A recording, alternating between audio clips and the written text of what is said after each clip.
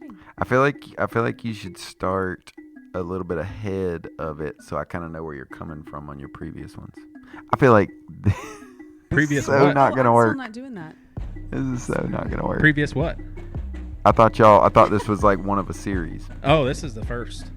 Oh, Yeah, this is the first. wait, we're starting out and you're already in the loony bin? Yeah, because of That's what it's he like wants. Pulp Fiction. It's like Tarantino podcasting. Like we're gonna start. With Joey We're gonna Svendsen. start in the hospital, and then we'll be able to go back. And this Is that like, for real what you're doing? No, I'm serious. Like I Okay. didn't want to go chronologically. It just kind of seemed like a little tedious and not as fun. He really does think that he's like, He wants to have fun going over the most horrendous. You make me have so Joey much just gave a hand anxiety when we signal. podcast. to get the thing in your mouth. Joey really does think about this podcast like he's Scorsese or something. No, I just thought it would be. No, I'm actually very impressed that you gave that a little bit of thought. You're making fun of me. No, I You really think am. you're I'm being sincere. Tarantino I was. about your near-death experience. Well, Tarantino's pretty dark and violent. Yeah. I was thinking though, with Ryan hasn't been on this show in a super long time, and I was thinking when someone hears your voice, they immediately think Fox News, Trump bumper sticker, guns. Really? And you're like the most liberal friend I have. Actually, ironically enough, I'm going to a Trump rally on Friday. Are you What? really? Me and Ted. Are Y'all want to you go? serious? Yeah. You and Ted Demas? Mm-hmm. I ordered a T-shirt I for heard it. that Trump's going to be here Friday. Yeah. Yeah, Friday night. because we're all worried about. But you can't stand Trump. Why are you going? I just want to see what it's like. With I, Ted? honestly, so Hey, I invited you guys to go see Bernie Sanders. And you I know, guys but I know what that's crickets, and gonna you're be go like. See Trump? I know I'm what really that's gonna be disappointed. like. Bernie, I mean, even though I'm a liberal, I still hate liberals like gathering together. Like liberals in groups annoy me. I get why they annoy. Yeah, I heard it actually wasn't that great. Liberals and groups. Because they do. It, like in a group, it sounds really self-righteous, but one-on-one, you realize they're sincere about what they Yeah. believe. But anyway, we're going to it, and I started immediately shopping for like snarky apparel that I could wear, but then obviously that wouldn't have turned out well. And I ended up settling on the one thing that I agree with Trump, which is the United States. What is it? It's like the Battlestar Galactica branch of the Air Oh. Force. What is it called? Like Interstellar Yes, Defense I have seen Administration or something. And I got a really cool T-shirt. How does for Michelle that. feel about this? She Seems got, like it would really she got turn really her. annoyed. She thought it was really annoying because she thinks I'm either going to get in a fight or I'm going to like fall for it. So I'm serious. That's exactly what she thinks.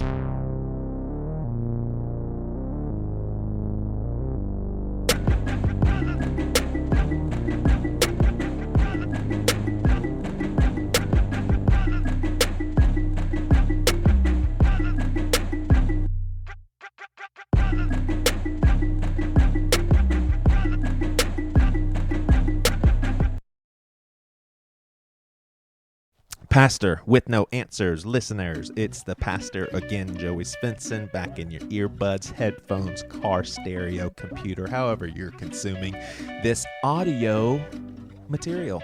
Hope everybody is doing well. That audio that you just heard was me, Ryan, and Priscilla sitting down and about to go into my story, me and Priscilla's story of my mental health crash last year.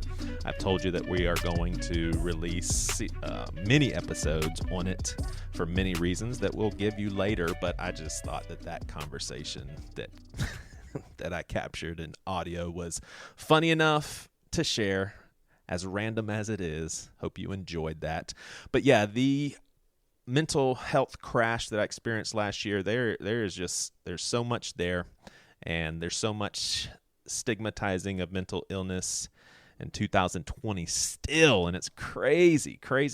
So that's one of the reasons why we want to share our story, and we want to do it in depth, and we are really taking our time and planning it out and really thinking it through.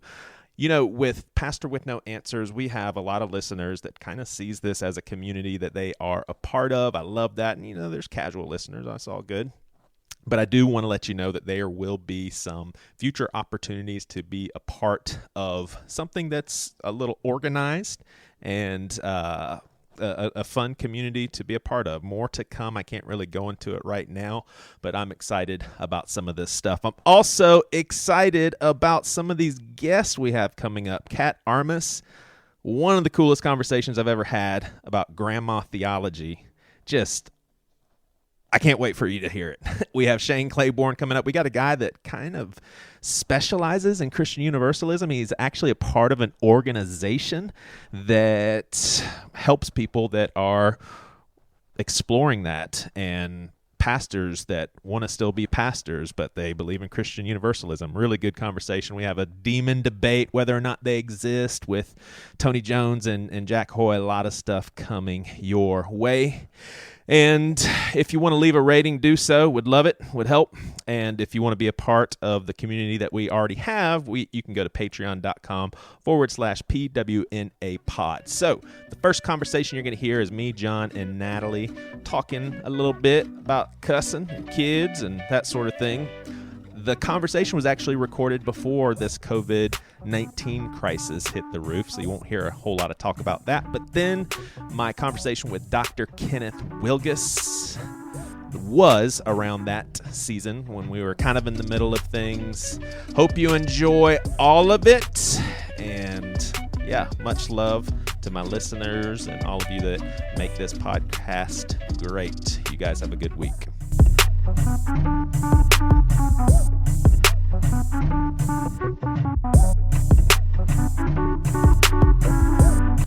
John, I wanted to, and not to leave you out, Nat, but please chime in. But I don't think you guys coarse joke with Artie yet. But so how all this precipitated, I don't know if y'all have heard this story. If y'all haven't, get ready for the ride of your life. This is my favorite story about my kid, and it's one of my boys. I'm not going to say their names because sometimes I think when they're older, they're going to be like, Dad, why did you share that, man? So I'm going to at least leave it a 50-50. But when one of our boys was, like maybe 3 years old, maybe younger than that, but he could talk, so he was probably 3, and he was constipated, and it was at the point where we had to intervene. And so here he is, cute little naked self, standing on a towel, and Priscilla's about to put the enema up there and take care of business and everything. But he looks at us and he's being very serious. He said, "The poop in my butt is not the worst problem I have." And he's being totally serious. And I promise you that I am not making this up. Some people will think I'm making this up, but he's just like, the poop in my butt is not the worst problem. And we're like, what on earth is the real problem? He said, I have these 2 little bouncy balls, and they're stuck. And I don't know how they got there, but I can't get them out. They're stuck. Oh, my God. And so listen. So I literally took my thumb and my pointer finger and picked up his scrotum, and I said, "You mean the little bouncy balls in this?" He said, "Yes, those bouncy balls." Oh my God. I was like, "Son, they're supposed to be in there. They're not stuck. They're not intruders." And he was so relieved. He felt like he was telling us, "You're not going to believe this, but there's things stuck in me and I cannot get them out." So we recounted that as a family, and we were just all dying laughing. And so Waylon just gets on this kick where he is saying, balls this and nuts that. And so he said something about my balls, and I said, "Son, that's where you came from, man." Kind of like saying, "Dude, that's," and he said, "What?" He's like, what are they for?" And I said, "Well, you're a part." So then I went a little serious. I said, "Well, you're a part of me and you're a part of your mom." I said, "The part of me that you came from was in my balls." And so he says, so you don't have your balls anymore?" And I said, no. I said, "You came from inside of them." And so he, in a kind of grossed out way, and almost like in a, well, wait a second, I can't be the only one. He was like, "Well, William came from in there too, right?" And I was like, "Yes, you're good. But John, do you guys joke around about your private parts? I mean, maybe your sons aren't even the type to do that sort of thing, but like how far do you take joking with your kids? You've got a 5-year-old, and now how old is Kai now? Is he Kai's 8? 8. Okay. Yeah, I think we don't joke. So like our private parts aren't as taboo, I think, so they don't make for like the best jokes. 'Cause we've always just called them like Right. penis, scrota. We've called them by like their scientific names for Right. like a which is a whole nother conversation for like, but for a ton of different reasons. But good Lord, I couldn't get them to stop joking about butts and farts for years. Everything was butts and butts and butts, and got to the point like we would be in public and I'd be like, good Lord, I've like, what are these people gonna think? My kid is talking about everybody's butts, and like, yeah. Do they say So, poopy yeah, I think butt we like do. that? Yeah, my kids used to always say poopy butt. Not as, yeah, I don't know. They'd be like, but like just butt in and of itself was funny enough for them for a Yeah. long time. Yeah. Yeah. Well, how do you guys feel about this? Because I know most of my brothers and sisters in evangelicalism land would not approve, but I for sure will use words that I basically say that those are adult words. You cannot say them.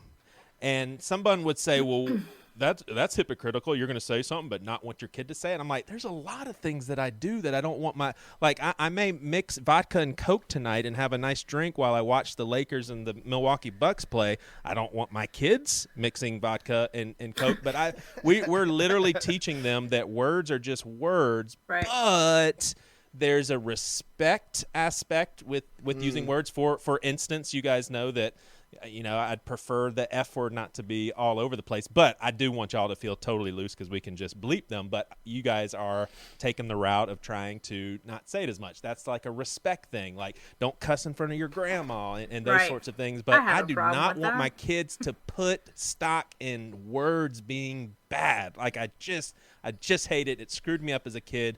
I would hear kids cussing at school, and I'd be like, oh, those are bad kids. Bad kids. Yeah. Wow. And they're saying freaking words. What do you have a problem with, Natalie?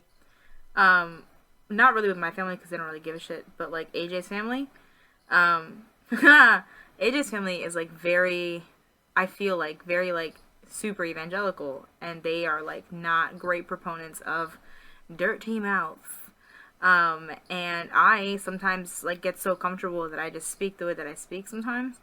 And like AJ will just give me this glare like, where are you right now?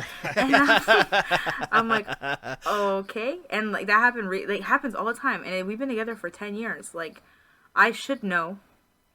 I just get carried away, man. I don't do it at work, which is cool. But like there's this weird like switch that just isn't flipped when I go to his like family's house, because I'm just like, whatever, they're my family, they know who I am, we'll figure it out. Right. Totally. Oh yeah. I mean, Natalie, how you talk normally, I can't, but if I was AJ, I'd give you the same look. What the hell are you doing? Don't It's you know such a- these are evangelicals? His here? eyes yell at me like from across the room. If he hears any semblance, he'll just be like, That's so funny. man. I mean, I would imagine, at least from where I came from, a lot of people would probably write you off as, well, she can't have the Holy Spirit in her. The Holy Spirit wouldn't allow her to talk that way. Of course. Good. Of night. course. Of course. John, you were your never heart. in that sort of culture? Yeah. Oh, yeah. Well, I think people thought those things. I don't think anybody ever said you can't have the Holy Spirit in you if Gotcha. you say a cuss word. But and nobody was cussing. Right. Believe that. Like no one was swearing. Right. Except when they were what's so by inter- themselves and they pounded a hammer into their finger. They sure as hell For did. sure. They dig deep For into their sure. recesses and find that word. I just had the same conversation with a bunch of my coworkers who are. So I'm a marketing executive, and I work at like a really forward-thinking, like really liberal agency, and so we're all kind of on the same wavelength in a lot of different things, and we're all kind of different flavors, I think, of what you talked about, Joey, is in terms of like raising our kids. And it came up because one of my coworkers gave a whole rundown of what all the swear words meant to her 6-year-old because she listens to hardcore rap. And so she had to like go through and explain to him like what it all meant. So they had like some frame of reference. But I'm similar to you, Joey, although I tell my kids, you guys can say whatever it is you feel like you want to say, but just know if you go out there into the real world, there's a lot of people that are going to get super offended by these specific words. Yeah. And I can't come and save you. Yeah. You know what I mean? So like there's a time and a place for things. And what's so interesting is Nat, you lived with us. That's what I was going to say. We say everything that we would normally say around our kids, like at all times. And they've almost never used swear words. And they just don't use them. It's not taboo in our house. They don't care about it. It's not something that they feel like, ooh, I said the F word, you know what I mean? Or anything like that. See, that's, I didn't know that it was going to happen like that either, frankly. Yeah, I think that's an interesting approach, and I'm shocked that your kids aren't just adapting to y'all's language. Like that's actually shocking to me. That's very interesting. So I've heard Kai use it. Like I've heard each of them use it. Kai use it in context once, and then Levi ask a question. It was even like a couple weeks ago. He's like, "Why do grown-ups say?" And then he said the F word. Yeah. Like, why do grown-ups say? And we're like, "Oh well," it gave him just like a real honest explanation. And he was like, "Oh okay," and then moved on with his life. Did you tell him it is simply the perfect word for situations? And it's just a perfect filler. That's it. That's right. When AJ and I were living with the O'Hearns, it's so funny that this is even brought up. So when AJ and I were living with the O'Hearns, that was one of the biggest like things for me. It was like, okay, I guess this is a thing where like we can just, because I was really nervous because I was like, hey, I'm about to live in a house with 2 children who are sponges. Is it cool if I talk like this? Should I filter myself? What's going on? Because I obviously don't want to disrespect you in your home. And they were like, oh, it's whatever. And I was like, what do you mean it's whatever? And they were like, yeah. So like, we just talk however, and our kids, we'll have that conversation. And I was like blown away by it. And I talked to AJ like the day this happened, and he was like, that's so cool. We should do that when we have a kid. And now we have a whole child. And I'm like, I love that philosophy, because it's the idea that like if something is never taboo, it's boring. You don't care. It doesn't have that weight of like, ooh, that's a bad word. It's just like, hey, this is a grown-up word. When you're a grown-up, maybe you can use that word. But right now you're not a grown-up, so like maybe not. Yep. Yeah, I will say, like, if my kids were using that sort of language to tear each other down, Whole nother or in a way conversation. that like Totally wasn't cool, we would the fastest way to like make dad mad and like for dad to blow the roof off is to lie or to like speak down to somebody else, right? So like Kai called his brother stupid one time, and like our whole house almost burnt to the ground. Damn. You know what I mean? And so like those are the sort of things that like I won't abide in my home. Yeah. But like if my kid says fuck from time to time, like that's the whatever. thing. Yeah, exactly. Like, so if my kid is like, yeah, so like if same sentiment, if my kid tells someone that they are dumb in like a very mean way, that carries way more weight than if they casually said shit. For sure. Yeah. All right. Well, Natalie, Yeah, I want you to wrap this episode up by saying anything you want from the heart, but don't filter it. Say goodbye to all of our listeners. Y'all are fucking insane, and I love you, but that Facebook page is a damn nightmare. And I love Joey and John, and you're fucking beautiful people, and we live in a fucking crazy world, and that's fine. That is some awesome positivity. I love it.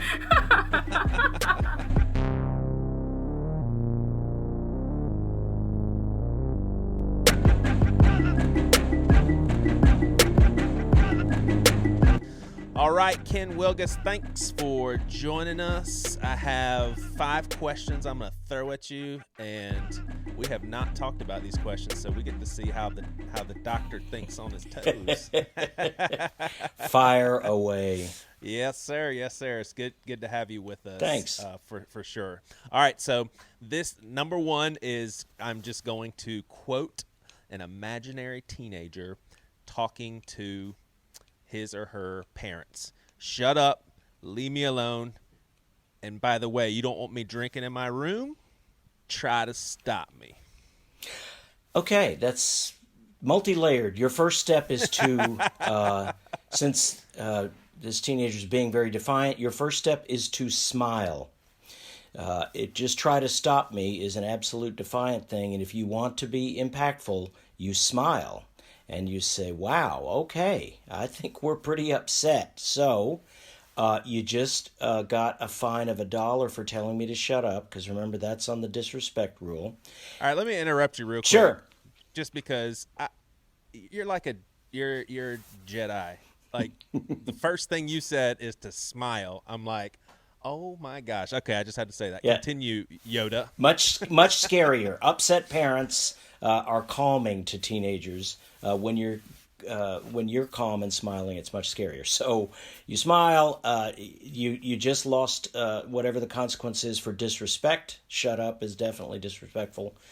And if you're going to try to stop me from drinking in my room, I assume you mean sodas and so forth rather than alcohol.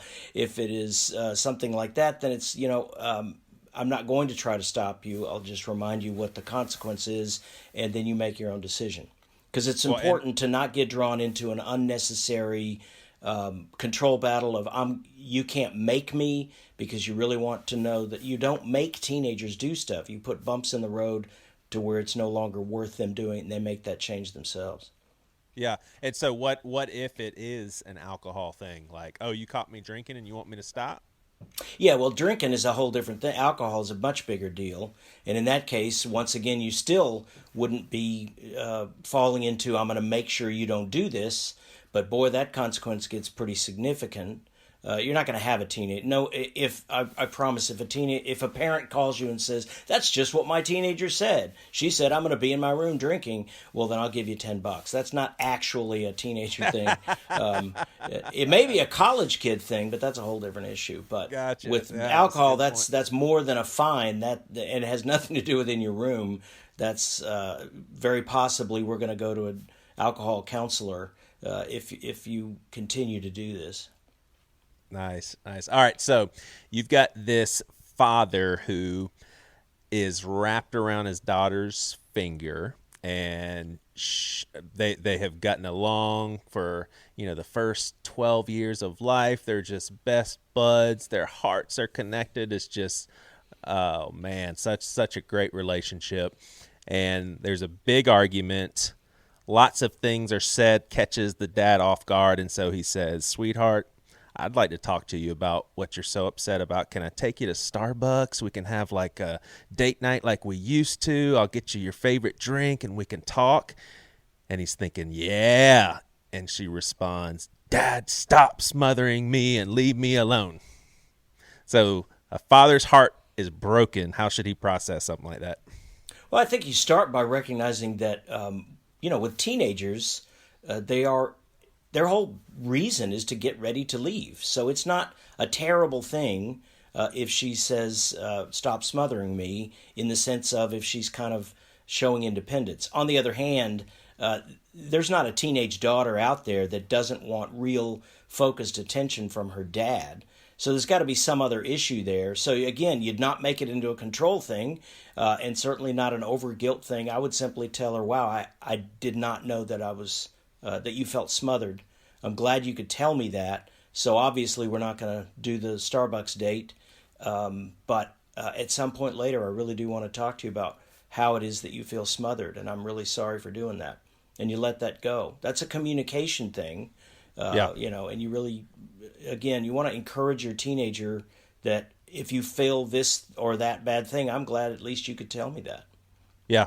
And so it's, in this scenario, emotions are high for some reason. So say what you just said to say and walk away. Yeah, pretty much. Yeah. And if this is a single dad, then, he needs to call his buds and go, wow, I'm brokenhearted. If this is a married dad, he needs to be reminded that, yeah, this girl isn't really the one that he is trying to, in the long run, impress. He's not going to be buried next to his daughter. He's going to be buried next to your wife.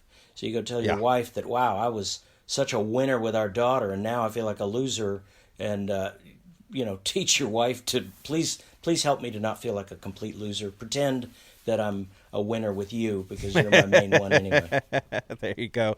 All right, so I'm not sure when this episode will drop, but I'm sure the pandemic is going to still be on our minds. I would imagine we'll still be walking through this. What are some reasonable expectations for kids and their cell phones in this context? And maybe your answer would be more general anyway, but I am thinking teens are home.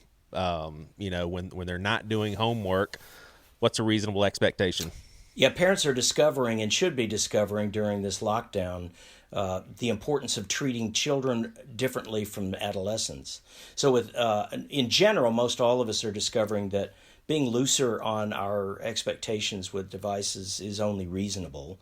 But I think particularly with teenagers, being looser about social contact is really important. I really am encouraging my teenage clients to, video, FaceTime, whatever. Texting is still, and messaging is the way to go, but video in real time is sort of like being there, all these things. So encouraging teenagers to use these devices to reach out and distant socializing sort of is really to be encouraged. But otherwise, most everyone knows that this is not a time to institute new rules and lock down further on media and games. But you're going to have to keep some limits. But I wouldn't feel terrible if you've relaxed some of those things during this time. Yeah, and I know there's a lot of chatter about devices and social media and all that stuff being anxiety inducing, and at the same time it's just the world that we live in. So I mean, how do you walk a parent through the uneasiness of thinking, whoa, my son is pretty anxious, it must be connected to his phone, I need to figure this out. That's oversimplifying it for sure. And again, a big part of what I'm about in the book, Feeding the Mouth That Bites You, planned emancipation, which is systematically letting go of stuff and sort of demonstrating to your teenagers that you're for their eventual autonomy, is a big deal in being able to handle a lot of lesser stuff, like being able to talk about, something like, hey, you're on your phone all the time, without the teenager always saying, leave me alone, it's none of your business, all that stuff. During a lockdown is a time that you can also remember to rely on your teenagers more than you would a child. It's not unreasonable to ask a teenager, listen, when I ask you to turn off the game tonight, when your sister's there, it would really help me if you would kind of set an example, because you're older and I need your help here. You can't guarantee, there's a 50-50 chance your teenager will respond immaturely, but I would still do it anyway. There's a chance there of really using a time like this to vote or let them know that you are about their being not the same as a child, and asking for their help with the younger ones and setting an example can be one way of doing that. Yeah. That made me think of something else too, because I've always assumed and still do, it's a complete no-no though for parents to depend or to even lean a little bit on their kids for emotional stability, right? That's true. That's okay. Yeah, the tricky part there is that it's reasonable to tell a teenager, they're old enough to know, for example, that yesterday the way you talked to me while I was trying to make your breakfast hurt my feelings. That's reasonable, but you don't want to turn into kind of a guilt-inducing parent. I'm not going to be here much longer, all that stuff. So there is absolutely a boundary there that you're not seeking emotional support from your teenager. Your single parents need support from their friends, And married people, as we've said many times over, this is the time to absolutely make sure your marriage is working. You can't neglect that because you don't want to be relying on your teenagers for emotional support. Yeah, yeah. Is that pretty common for parents to do that? To set the marriage aside during this time? No. I'm sorry, to lean on their kids for emotional support. It's not as uncommon as you think. The worst is that kid that's kind of soft-hearted and really makes you feel safe to talk about their future therapist is what I think they are. I was that way. And, next thing you know, you find yourself confiding more than you really intended to. And you got to stop yourself and go, whoa, sorry, dude. I shouldn't have, this is not your deal. Thanks for the encouragement, but I'm good. How are you? And kind of switch over. Yeah. Yeah. I like that. And something that you said as far as asking the adolescent for help and everything, it actually leads me to my next question, and that is just in general, what are some practical ways or just postures that parents can take to battle entitlement and to protect their child from honestly just being like a first world country spoiled brat? Yeah, that's a big job because most of us have entitled our kids to one degree or another. And so I think you just look for opportunities to push back on it. And I think something like this COVID issue is a good example of that, to give the opportunity, especially with teenagers, to talk with them about how are they feeling about all this? What are they thinking? And you'll hear that entitlement of, well, it's not going to get me. I don't know why I have to. And you can really push back on that. Do you ever think about that you are affecting other people, that your behavior, and again, you can't make this into a lecture. Teenagers do not want to hear a lecture. So you're going to work this into a conversation. But I think these are good chances, like I say, to take an older teenager aside and say, listen, I think we're not totally sure what's going to be happening with our income here. So I need your help with this. That may seem wrong. You wouldn't say that to a littler child. But to a teenager, it's not wrong to give them some information that they probably know anyway, and really seek their help where they can. Giving them the real sense that you're part of you're an important part of all this, because a big part of our entitling our teenagers is the implication that you're helpless and unnecessary here. This is grown-up stuff, so this is a chance to kind of push back on that. Yeah. So you does lecturing cause more harm than good? It causes a lot of good for the parent doing the lecture. I loved my lecture, but I can still remember my teenager's flat mask-like face staring at me. It wasn't doing them any good. So nope, try not to. Doesn't work. I hear you. All right, so I always try to slip in some free counseling for yours truly, and so I am raising. Yeah, I think you should lose the beard. Oh, I'm sorry. Is that? Oh, sorry. Oh, snap! No, you didn't. Bad. No, you didn't. I didn't know what you were asking. Jumped ahead. Go hey, ahead. it's hip these days. You didn't know that? I totally know that. So I have a 13-year-old and an 11-year-old, and 13 and 11-year-old boys disgust me because they're looking at my daughters and they're interested in them. I don't want them interested in my daughters. Get the hell away from my daughters. Yeah.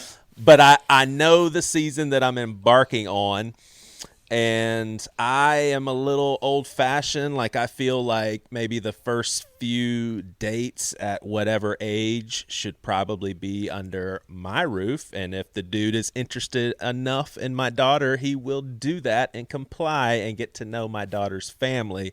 Is that taking things a little too far? How would you approach that in 2020? Okay, that's an excellent point. I think we covered this in one of the podcast episodes on dating, that exact issue, that the key element of your daughter's managing their dating life the way you want her to, because it's not old-fashioned. All women want to be treated with respect. The key issue is the relationship to their dad. So if you are compassionate, if this girl feels like you have her best interest, you love her, and you really listen to her, then she will be much more protected in dating regardless of what else you do. After that, however, this comes up a lot. Dads love to quote me their polishing the shotgun speech while this boy was sitting there, and they love to think about how scary we are. But, I've talked to those boys that were sitting there while this dad gives his big speech, and he's checking his wallet to make sure he's still got a condom. He knows that this girl's relationship with her father isn't actually strong, and he will not know what happened. That's the key issue. So if you have that relationship, then I would definitely ask your daughter, would you mind? I would like to meet this boy. Do you mind if I do that? I promise, tell me what not to say, but I really want to introduce him. You need to take seriously, if she doesn't want you to do that, that's a significant deal. But if she trusts you that, no, I think it's important, and I promise not to embarrass you. Most any girl would want that if she trusts you. And if she wants that, then I guarantee you that speech, the main speech is not how dangerous I am as a dad. If you really want to scare a teenager, you say, listen, I really hope you and my daughter have a great time because I'm going to hear everything about it when she gets back. We're super close, so have a great time. That's really all he needs to know, is that you're going to hear everything. And if you're right, then that's the scariest thing. Yeah. I mean, can I at least Cliff Huxtable mess with them a little bit? I see what you're trying for here. I see it. I just want to have a little fun, man. Yeah. Some schmuck taking my daughter out. Can I mess with his brain a little bit? See, not a fear tactic, but just I know what you're going make for fun there, of him. I'm taking the fun right out of it, aren't I? You really want to be the scary guy. No, I just want to mess with him. I want him to be like, man, your dad's kind of cool, but I can't really figure him out. Like I want to be a little bit of a puzzle, and then over time we can be close. Isn't it a drag the more that we find out that our kids' lives isn't really about us as parents? I hate that too. So no, don't do that. All right. So last thing, and just continuing this conversation, and actually I think it's a very sobering, serious question, is what's the best thing for a father to do when he's at this juncture and he realizes, man, I screwed up. I haven't been emotionally present, and I have very little influence over my daughter, and that's just my reality. What do you do? I mean, what's best case scenario at that point? I think the first thing you do is do not ignore it. I think you do appropriately acknowledge that. A lot of the dads I know are actually at risk of over-acknowledging that, because you don't really want to have confession time with your teenage daughter. It can be kind of a little weird. So I think confessing that, look, I know I've been really kind of out of it. This kid will need to know why you were out of it. What's the appropriate name for that? Work has been crushing me. I've been going through my own struggles, whatever those things are, that again is appropriate for her to know.